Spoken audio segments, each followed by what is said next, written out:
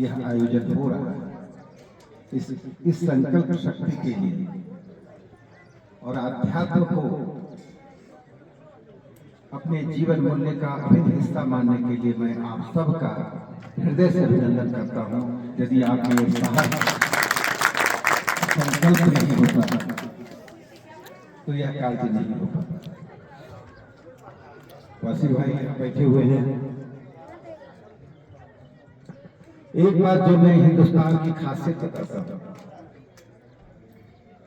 हिंदुस्तान में सभी विचारधारा और संप्रदाय धर्म से ऊपर जो बहुमूल्य चीज है वह स्थानीयता है, जिसको इंग्लिश में लोकलिज्म कहते हैं। केरल का हिंदू और मुसलमान या ईसाई मलयाली, कर्नाटक का हिंदू मुसलमान या वहां रहने वाला कोई यहूदी होगा तो कन्नड़ वासी है। असम में रहने वाला असमी। जब आप स्थानीयता से जुड़ते हैं तो उसका एक इतिहास होता है और इस बात पर सबको गर्व करना चाहिए। हिंदुस्तान में की बात तो छोड़ देती है, जम्मू कश्मीर के एक एक मंदिर का इतिहास यूरोप के अधिकांश देशों के जन्म से पुराना इतिहास है। इसका कारण कि दुनिया माधुरी दीक्षित के गाने से चलती है। 1 2 3 4 दिन बने हफ्ते, हफ्ते बने महीने, महीने बने साल। वो कैलेंडर बदलता है, हम इस कैलेंडर से ऊपर चलते हैं। हमारा क्रोनोलॉजी अलग है, हम युगों से चलते हैं। वे कहते हैं तिथि बदल गई, महीना बदल गया, साल बदल गया, बस इतना ही हुआ। हम कहते हैं तिथि महीने साल बदलने के साथ जब युग बदलता है तो लोगों की प्रकृति बदलती है, लोगों की नैतिकता की परिभाषा बदलती है, संबंधों का स्वरूप बदल जाता है। द्वापर त्रेता युग में जो संबंध थे, जो भगवान राम के युग में संबंध था, मनुष्य की प्रकृति थी, वो भगवान कृष्ण के युग में वो प्रकृति नहीं है। जो भगवान कृष्ण के युग में प्रकृति थी वो आज प्रकृति नहीं, मनुष्य वही है। इसलिए हम युगों में जीने वाले लोग हैं। दूसरी भारत की एक विशेषता है आशावादिता। यहां के लोगों में कूट कूट कर भरा हुआ। नेल्सन मंडेला अफ्रीका के एक लीडर हैं जो 27 साल जेल में बिताए हैं।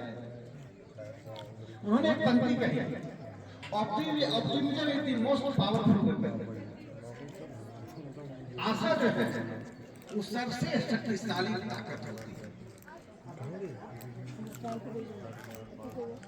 और अनंतनाग के श्रद्धालुओं में मैं दोनों चीज देख रहा हूं, स्थानीयता का भाव है और आशावादिता भी है। ये दोनों मिलकर आज इस स्वरूप में पूरे हिंदुस्तान को ही नहीं पूरी दुनिया को प्रकाश कर रहे हैं। जब स्थानीयता हम कहते हैं तो मैं एक उदाहरण देना चाहता हूं। मैं बिहार के जिस बेगूसराय जिले में दिल्ली विश्वविद्यालय पढ़ाता हूं, लेकिन जिस जगह जन्म हुआ वहां एक कसरा नाम की जगह है। बसी भाई आप इसको ध्यान सुनिए। वहां कोई सांसद, कोई विधायक पिछले 50 साल में नहीं गए। अधिकांश सांसद कांग्रेस और कम्युनिस्ट पार्टी के थे, हमारी पार्टी।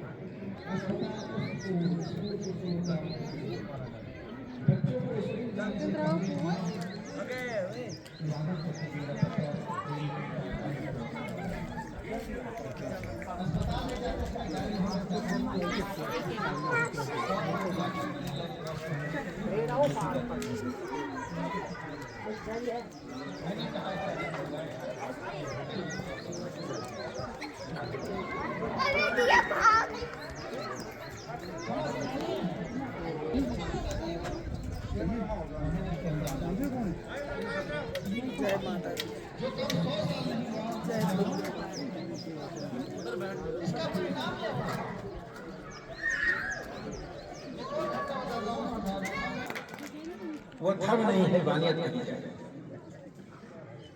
मैंने अपना उदाहरण इसलिए दिया, एक और घटना बताता हूं, क्योंकि पूरी समस्या हिंदू मुस्लिम सबसे जुड़ा हुआ। मैं रात को शाम को 6 बजे लौटा, मुझे पार्टी के कार्यकर्ताओं ने बताया कि एक हिंदू लड़की 15 साल की लड़की लव जिहाद में गायब हो गई, उसे घर चल गया। यादव परिवार था, लोग उत्तेजित थे।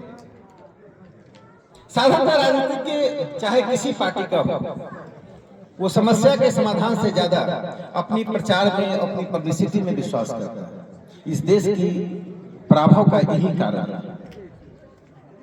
राजनीतिज्ञों की भी एक स्थानीयता होती है, वो सब एक ही चट्टे बट्टे को होते हैं।